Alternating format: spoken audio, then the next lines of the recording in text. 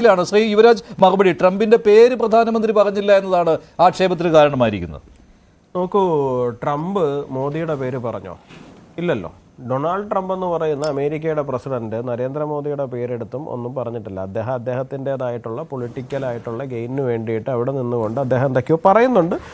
ഭാരതം അതിനനുസരിച്ച് തന്നെ ഇപ്പോൾ ഡൊണാൾഡ് ട്രംപ് പറയുന്നത് എന്താണ്? ഇന്ത്യയോട് പറഞ്ഞു, പാകിസ്ഥാനോട് പറഞ്ഞു എന്നാണ്. ഇന്ത്യ തിരിച്ച് വളരെ വ്യക്തമായിട്ട് തന്നെ പറഞ്ഞിട്ടുണ്ട്. അമേരിക്ക ഇവിടെ വന്നൊന്നും പറയാൻ പറഞ്ഞിട്ടുമില്ല. അമേരിക്ക പറയുന്നതിനെ ഒന്നും ഞങ്ങൾ കാര്യമായിട്ട് എടുക്കാനും പോകുന്നില്ല എന്നുള്ള കാര്യം ഈ ശ്രീ റോണി കെ ബേബി ഉൾപ്പെടെയുള്ള കോൺഗ്രസ്സുകാർ എല്ലാവരും മനസ്സിലാക്കേണ്ടുന്ന ഒരു കാര്യം എന്ന് പറഞ്ഞു കഴിഞ്ഞാൽ 4 വർഷങ്ങൾക്ക് മുമ്പ് S-400 എന്ന് പറയുന്ന ഇത് നമ്മൾ റഷ്യയിൽ നിന്ന് വാങ്ങാൻ വേണ്ടിയിട്ട് പോകുന്ന സമയത്ത് അമേരിക്ക ഇന്ത്യക്ക് മേൽ ഉപരോധം ഏർപ്പെടുത്തുമെന്ന് പറഞ്ഞപ്പോൾ പോയി പണി നോക്കാൻ പറഞ്ഞിട്ടാണ് നമ്മൾ S-400 വാങ്ങി ഇന്ത്യയിലേക്ക് കൊണ്ടുവരുന്ന സാഹചര്യം ഉണ്ടായത്. അപ്പോൾ അമേരിക്ക ഉപരോധം ഏർപ്പെടുത്തും എന്ന് പറഞ്ഞതിനേക്കാളിലും വലിയ ഭീഷണിയൊന്നുമല്ല ഈ പറയുന്ന ട്രേഡ് വെച്ചിട്ട് ഭീഷണിപ്പെടുത്തി എന്നൊക്കെ പറയുന്നത്. ഇത് മനസ്സിലാക്കുവാൻ സാമാന്യ കോമൺ സെൻസ് മാത്രം നമുക്ക് മനസ്സിലാവും.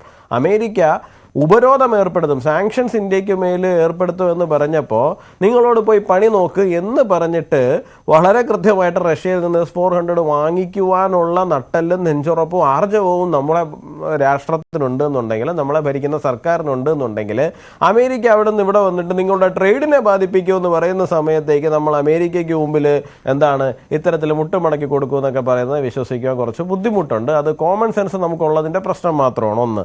രണ്ടാമത്തെ കാര്യം എന്ന് പറയുന്നത് ആധുനിക കാലഘട്ടമാണ്, പഴയ കാലഘട്ടമൊന്നുമല്ല.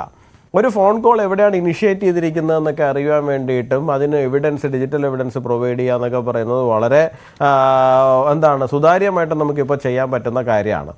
നിലവിൽ പാകിസ്ഥാൻ്റെ DGMO ആണ് ഇന്ത്യയെ വിളിച്ചിരിക്കുന്നത് എന്ന് ഇന്ത്യൻ ആർമി പറയുന്ന സമയത്ത് അങ്ങനെ അല്ല എന്നുണ്ടെങ്കിൽ പാകിസ്ഥാൻ അതിൻ്റേതായിട്ടുള്ള എവിഡൻസ് എടുത്ത് പുറത്തു വയ്ക്കാമല്ലോ, ഇല്ലേ? അല്ല, ഞങ്ങളെയാണ് വിളിച്ചിരിക്കുന്നത്, ഞങ്ങളെ 2 പേരെയും വിളിച്ചിരുത്തി അമേരിക്ക അതേ ഇന്ന രീതിയിൽ സംസാരിച്ചാണ്, ഇത്തരത്തിലുള്ള കാര്യങ്ങൾ അവർക്ക് എവിഡൻസ് പുറത്തു വയ്ക്കാമല്ലോ. ഇന്ത്യൻ ആർമി നോക്കൂ, ഇപ്പം ഞാൻ ഉൾപ്പെടെയുള്ള ആൾക്കാരെ സംബന്ധിച്ചിടത്തോളം പലതവണ ഈ പറയുന്ന പ്രസ് മീറ്റുകൾ വിളിക്കുന്നുണ്ട്, പ്രസ് മീറ്റുകളുടെ സമയം മാറുന്നുണ്ട്.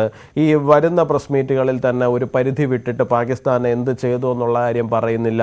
മെഷേർഡ് സ്ട്രൈക്ക്, പ്രൊപ്പോർഷനേറ്റ് സ്ട്രൈക്ക്, ഇങ്ങനെ മാത്രം പറയുന്നു. സ്വാഭാവികമായിട്ട് കണ്ടു നിൽക്കുന്ന ഒരുപാട് ആൾക്കാർക്ക്, നാഷണലിസ്റ്റ് ആയിട്ടുള്ള ഒരുപാട് ആൾക്കാരെ സംബന്ധിച്ചിടത്തോളം കുറച്ച് ഫ്രസ്ട്രേറ്റിംഗ് ആയിട്ടുള്ള സംഭവം ഉണ്ടായിട്ടുണ്ട്. കാര്യം എന്ന് വെച്ച് കഴിഞ്ഞാൽ നമുക്ക് എവിഡൻസ് നമുക്ക് അറിയാൻ പറ്റുന്നില്ല എന്നുള്ളൊരു പ്രശ്നം ഉണ്ടായിരുന്നു. പക്ഷേ ആ കഴിഞ്ഞ ഒരു 48 മണിക്കൂർ കൊണ്ട് അവരത് പ്രസ് മീറ്റ് നടത്തുന്ന സമയത്താണ് നമുക്ക് മനസ്സിലായത് ഇന്ത്യൻ ആർമി അല്ലെങ്കിൽ ഇന്ത്യൻ ഡിഫൻസ് എന്ന് പറയുന്നത് എത്രമാത്രം പ്രൊഫഷണൽ ആണെന്ന്.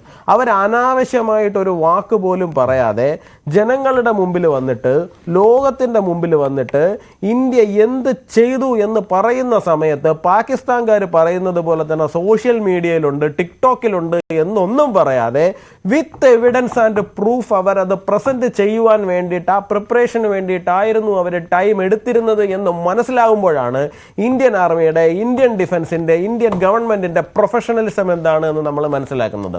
നമ്മൾ ലോകത്തിലെ ഏറ്റവും പുരാതനമായ സംസ്കാരം ഉൾക്കൊള്ളുന്ന ഒരു രാഷ്ട്രമാണ്. നമ്മളെ സംബന്ധിച്ചിടത്തോളം അത്രയും സുതാര്യമായും അത്രയും പ്രൊഫഷണലായും മാത്രമേ ലോകത്തോട് സംവദിക്കൂ എന്ന് പറയുന്നത് നമ്മുടെ വാശിയാണ്. അത് BJP ഭരിച്ചാലും ശരി, കോൺഗ്രസ് ഭരിച്ചാലും ശരി, ആര് ഭരിച്ചാലും ശരി, അത് ഈ രാജ്യത്തിൻ്റെ സംസ്കാരത്തിൻ്റെ ഭാഗമാണ് എന്നാണ് ഞാൻ വിശ്വസിക്കുന്നത്. അതുകൊണ്ട് തന്നെ ഇപ്പോൾ ട്രംപ് പറയുന്നത് പോലെ എന്തെങ്കിലും എടുത്തു ചാടി ഉള്ള കാര്യങ്ങളോ അല്ല എന്നുണ്ടെങ്കിൽ ഇപ്പോൾ പാകിസ്ഥാൻ പറയുന്നത് പോലെ തന്നെ ഞങ്ങൾ ന്യൂക്ലിയർ ശക്തിയാണ്, രാവിലെ എടുത്തിട്ട് പൊട്ടിക്കും, വൈകുന്നേരം എടുത്തിട്ട് പൊട്ടിക്കും, ഇങ്ങനത്തെ ഒരു തരത്തിലുള്ള ജൽപ്പനങ്ങളോ അപക്വമായിട്ടുള്ള ഒരു പരാമർശമോ ഇന്ത്യൻ ഗവൺമെന്റിന്റെ ഭാഗത്തു നിന്നോ ഇന്ത്യൻ മിലിറ്ററിയുടെ ഭാഗത്തു നിന്നോ വന്നിട്ടില്ല എന്നുള്ള 142 കോടി ജനങ്ങൾക്കും അഭിമാനിക്കുവാൻ കഴിയുന്ന ഒരു കാര്യം തന്നെയാണ്. അപ്പോൾ നിലവിൽ നമ്മൾ ഇപ്പോൾ കോൺഗ്രസ്സുകാർ പറഞ്ഞു ട്രംപ് പറഞ്ഞു ശരി, ഞാൻ ചോദിക്കട്ടെ, ഈ ട്രംപ് ആക്കി പിന്നെ പാകിസ്ഥാൻ പ്രധാനമന്ത്രി എന്തൊക്കെ പറയുന്നുണ്ട്? നിങ്ങൾ എന്താ അത് പറയാത്ത? ഇപ്പോൾ നരേന്ദ്രമോദി ഇന്നലെ വന്ന് നിന്നിട്ട് ഈ പറയുന്ന പാകിസ്ഥാൻ പ്രധാനമന്ത്രിയെ പേരെടുത്തിട്ട് എന്തെങ്കിലും പറഞ്ഞോ? പാകിസ്ഥാൻ എന്ന രാജ്യത്തിനെ കുറിച്ചിട്ടാണ് പറഞ്ഞത്. അതുപോലെ തന്നെയാണ് ഇവിടെയും പറഞ്ഞിരിക്കുന്നത്. ഒരു മൂന്നാം രാജ്യത്തിന്റെ ഇടപെടൽ ഉണ്ടായിട്ടില്ല എന്ന് പറയുമ്പോൾ പാകിസ്ഥാൻ പ്രധാനമന്ത്രിക്ക് എത്ര പ്രാധാന്യമാണോ ഇന്ത്യൻ പ്രധാനമന്ത്രി കൊടുത്തത്, അതേ പ്രാധാന്യം മാത്രമേ അമേരിക്കൻ പ്രസിഡന്റിന് കൊടുത്തിട്ടുള്ളൂ. 2 പേരുടെയും പേരെടുത്ത് പറയേണ്ട കാര്യമില്ല, 2 രാജ്യങ്ങളെ മാത്രം പറഞ്ഞാൽ മതി. അപ്പോൾ ഒരു മൂന്നാം രാജ്യം ഇവിടെ വന്ന് നിന്നിട്ട് നമ്മളെ നോക്കിയിട്ട് ഞങ്ങൾ ഭീഷണിപ്പെടുത്തി ശരി, ഭീഷണിപ്പെടുത്തിയെങ്കിൽ നിങ്ങൾ അതിനുള്ള എവിഡൻസ് വെക്കുന്നേ? നിങ്ങൾ ഇതിന് മുമ്പ് ഭീഷണിപ്പെടുത്തിയപ്പോൾ എന്ത് ചെയ്തു? നമ്മൾ അതിനെ വകവെച്ചു കൊടുത്തോ? നിങ്ങൾ പറയുന്ന എന്തെങ്കിലും കേട്ടോ? നമ്മൾ പൊക്രാനിൽ ആണവ വിക്ഷേപം നടത്തുന്ന സമയത്ത്, ആണവ പരീക്ഷണം നടത്തുന്ന സമയത്ത് എന്ത് പറഞ്ഞു? ഞങ്ങളെ സാങ്ഷൻ ചെയ്യുമെന്ന് പറഞ്ഞു. ഇന്ത്യയിൽ സാങ്ഷൻ ചെയ്യുമെന്ന് പറഞ്ഞാൽ അവർ ചെയ്തു. എന്നിട്ട് നമ്മൾ വഴങ്ങി കൊടുത്തോ? ഇല്ല. S-400 വാങ്ങുന്ന സമയത്ത് അവർ സാങ്ഷൻ ചെയ്യുമെന്ന് പറഞ്ഞ് നമ്മൾ വഴങ്ങിക്കൊടുത്തോ? ഇല്ലല്ലോ. അപ്പോൾ നമ്മുടെ പൂർവ്വകാല ചരിത്രം കൂടി നോക്കുക. നമ്മൾ എന്താണ് ചെയ്തിട്ടുള്ളത് മാറി മാറി വന്നിരിക്കുന്ന കാലഘട്ടങ്ങളിൽ. അങ്ങനെ അമേരിക്കയുടെ എന്തെങ്കിലും ഒരു ട്രേഡിന്റെ ഭീഷണി എന്ന് പറയുമ്പോൾ മുട്ടുമടക്കി കൊടുക്കേണ്ടുന്ന സാഹചര്യമൊന്നും നിലവിലെ ഭാരതത്തിന് ഇല്ല എന്നുള്ള കാര്യം അമേരിക്കയ്ക്ക് പോലും നല്ല ധാരണയുണ്ട്. പിന്നെ ട്രംപിനെ സംബന്ധിച്ചിടത്തോളം അദ്ദേഹത്തിന് ഇപ്പോൾ ലോകത്തിന്റെ മുമ്പിൽ ചിലത് പ്രൂവ് ചെയ്യാനുണ്ട്. സ്വാഭാവികമായിട്ട് അദ്ദേഹത്തിന്റെ PR എക്സസൈസിന് വേണ്ടിയിട്ട് അത് ചെയ്യുമായിരിക്കും. അദ്ദേഹം അപക്വമായിട്ട് അത്തരത്തിലുള്ള പരാമർശങ്ങളിലേക്ക് പോകുന്ന സമയത്ത് നിലവിലെ ഭാരതത്തിന്റെ ഒരു സാഹചര്യം അനുസരിച്ച് ജിയോ പൊളിറ്റിക്കൽ സിറ്റുവേഷനിൽ നമ്മൾ കളിക്കുവാനുള്ള ഒരു താല്പര്യം കാര്യമില്ല.